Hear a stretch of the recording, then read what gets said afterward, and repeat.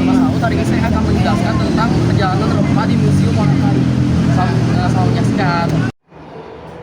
Oke, saya akan menjelaskan tentang eksplorasi Mas Hijau Nusantara atau rempah merupakan titik tolak eksplorasi keanekaragaman hayati Indonesia.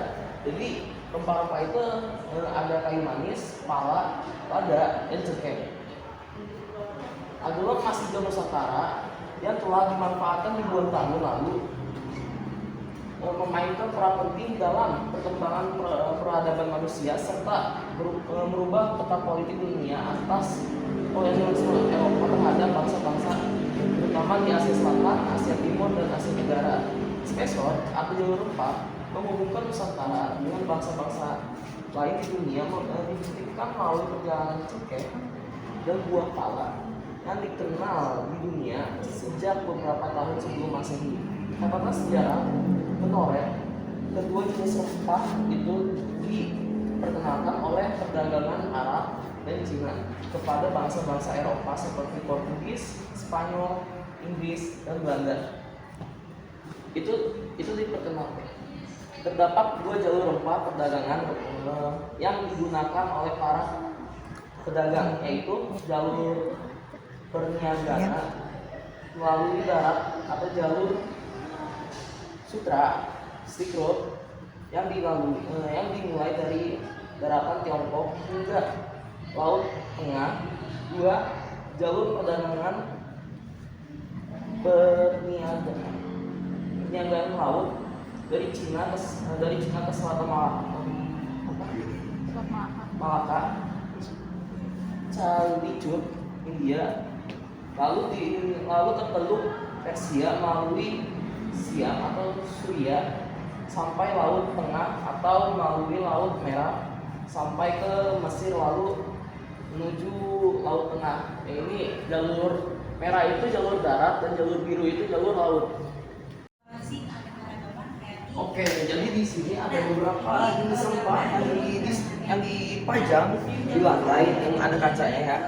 Di sini tuh ada seperti ada lada, ada cengkeh, ada kayu manis, dan masih banyak lagi, dan ada pala. Ya, banyak banget. Oke.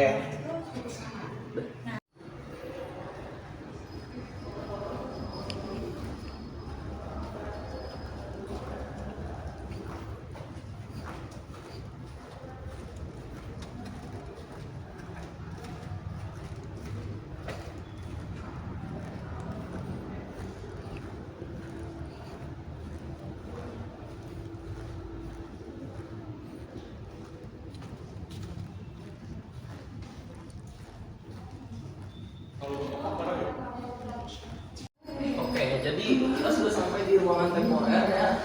Ini ruangan pameran untuk sejarah-sejarah rempah. Jadi kita di sini tuh bisa ngecium aroma-aroma rempah yang ada di sini, yang di display di sini atau di ini juga ada, tapi tidak bisa dicium atau dipegang. Ada juga beberapa karya di dalam hasil kerajinan tangan orang Indonesia, dan masih banyak lagi. Oke, jadi kita udah masuk ke area yang cukup berbeda dari kelas itu. Di sini ada yang cukup unik, yaitu ada kapal finisi dari cengkeh ya, dan beberapa kerajinan tangan warga Indonesia di sebelah sini. Ini cukup banyak bisa dibilang. Ini ada untu yang biasa dipakai buat ngangkut padi, dan ada ayakan, ada banyak sekali, dan ada beberapa anyaman dari kain sutra di sebelah situ. Dan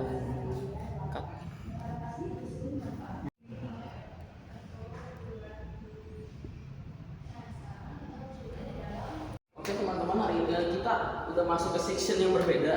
Jadi ini tuh udah masuk ke manusia-manusia purba.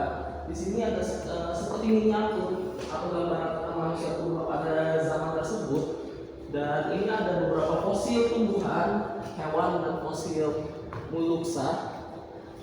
Dan ini juga ada beberapa display-display tentang kapak-kapak yang ada pada zaman itu, dan peralatan-peralatan yang cukup tradisional pada saat ini ya.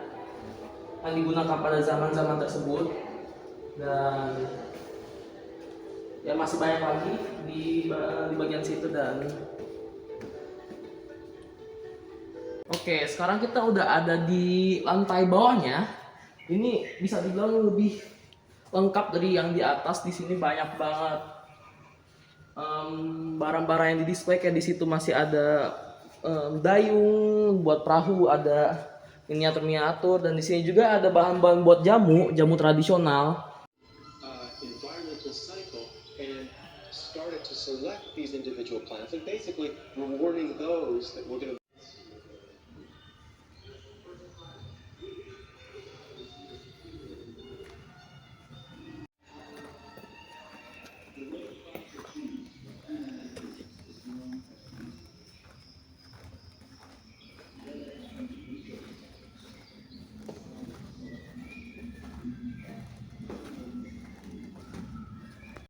Oke, jadi ini kita udah di bagian belakang lantai bawah, dan di sini banyak banget hewan-hewan yang diawetin. Seperti ada burung cendrawasih yang cukup unik dan cukup populer di Papua dan di Indonesia juga, dan ada harimau Sumatera juga di sebelah situ, dan masih banyak lagi. Jadi mungkin sampai sini aja video saya. Maaf jika ada kekurangan kata dan kesalahan-kesalahan yang saya lakukan. Terima kasih.